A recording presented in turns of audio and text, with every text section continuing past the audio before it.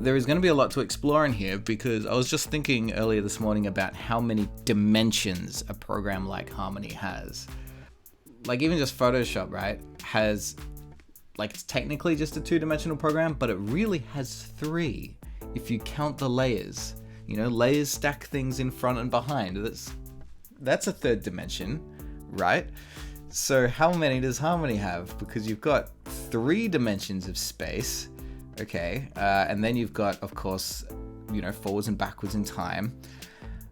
But it's not just layers. The layers go in 2-dimensional space because of the node view. So we're up to 5 dimensions there. But then you can, like, group things as well. So, you know, layers have 3 dimensions in of themselves. And if you count symbols, that's like, I mean, no one really uses symbols, but that's like going in and out of time. Oh, okay. So how many? That's 8 dimensions. And I suppose you could even count the drawing substitutions window, because every layer has its own set of drawings that you can bring up anyway. I'm going to pretend that's moving left and right in time.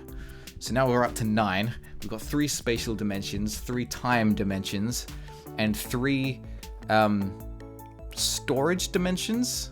3 storage dimensions. I suppose you could consider the library to be the storage dimension, but it exists outside the universe, doesn't it? It connects to your main computer. But then again, the computer itself is that is the thing that is outside the Harmony universe, and this library, it sort of talks to the it's like the void space. It's the gateway between worlds. I think that's all of them. Oh no, then you've got an antimatter dimension as well. So like anti-mat, because it's where all of the inverse mats go for all of the things that get masked and cutted throughout. So yeah, positive, negative dimension is. I'll stop this now.